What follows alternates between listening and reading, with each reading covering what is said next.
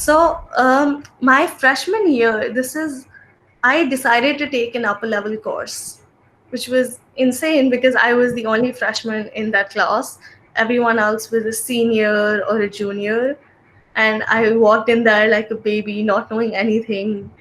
Um, and it was extremely challenging, especially because I went in like having gone to a CBSE school, and CBSE doesn't really teach us, like academic writing or like research writing and how to do research. So not only like I had one semester, this was my spring semester, but that class, I mentioned that because it was such a challenge that it kind of, I learned so much and it set the trajectory for the rest of my 4 years at college, because my professor was also extremely supportive. Like I remember going into her office and being like, I think I should drop this class. Like everyone else is a senior, and she's like, so you can do it. Why? How does it matter what grade they're in? And yeah, so I think that was one class that really impacted me and sort of boosted my self confidence as well. Great. So I'm gonna, talk. I want you to tell us a little bit more about the other opportunities, like the Kravis Lab for Social Impact and other things outside the Claremont network that you were part of during summers.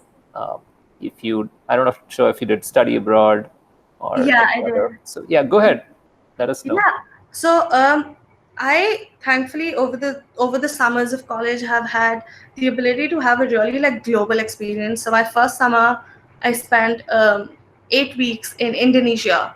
So I was teaching kids English in a remote village in Indonesia, which was really exciting. It was really cool, and I was there as a English second language teacher, which was really fun. And then I kind of really enjoyed getting a different exposure to a completely different culture, because oftentimes, especially as Indians already in America, we think acha, we're already abroad, so what's the point of pursuing things that are even outside of America? So then one of my semesters I decided to study abroad in Denmark, which was phenomenal, because their education system is just beyond belief, like anything we can imagine. And there I had the opportunity to work with children who were refugees or came in as asylum seekers, and take learn Danish, which was really cool, and just get this really different experience. So getting a global experience has really helped. Last summer I decided to come back to Delhi and intern in Delhi, because as we know, with OPT being constantly changing, I was like, this is something I want to see how it feels and see how it is. So I was working with a nonprofit in Delhi, and I was living at home, which was challenging initially, having lived outside of home for the first few summers. But that was really fun, and I was doing research for the nonprofit in Delhi that I was working with. Fascinating. I think you've seized all opportunities right from Yeah. being in like away from your comfort zone in a village in Indonesia. I visit Indonesia, and I know it's such a vast country. Yeah. If you're away from Jakarta, you could be in the middle of nowhere, literally. So that's amazing. And also, your study abroad. What was so unique about the Danish education system if you compare it with the US college system? I think it was also very different because, as I said, I was going in. My experience was CBSE student in India, liberal arts student in America, and then Denmark.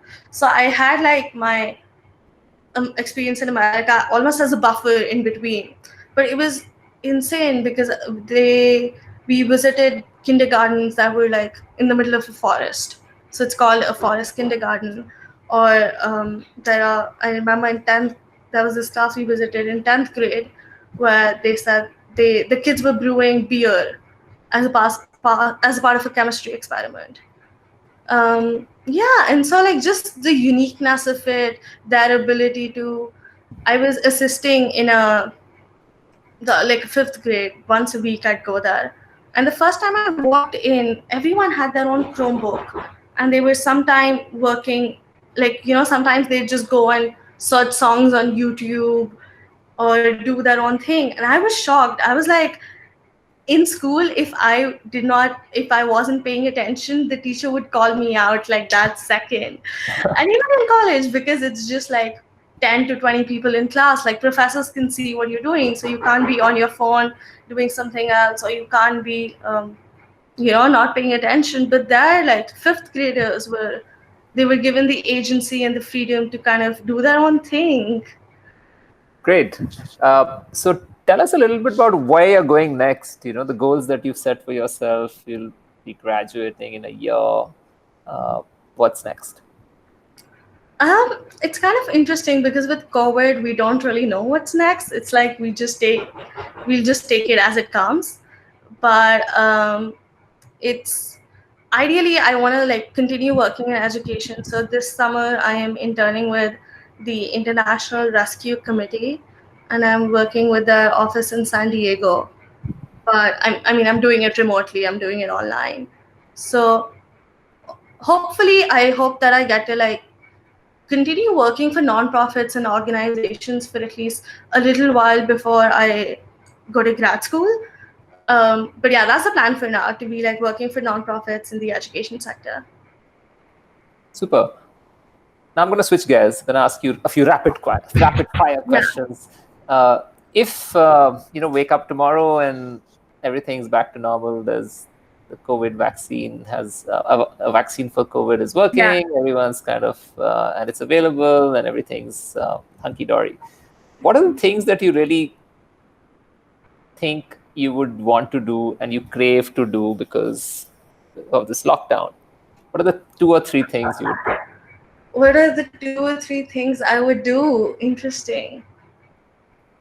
Oh, I would go for a brunch with friends. That would be one thing that I've craved. I would just like to go to a coffee shop and study.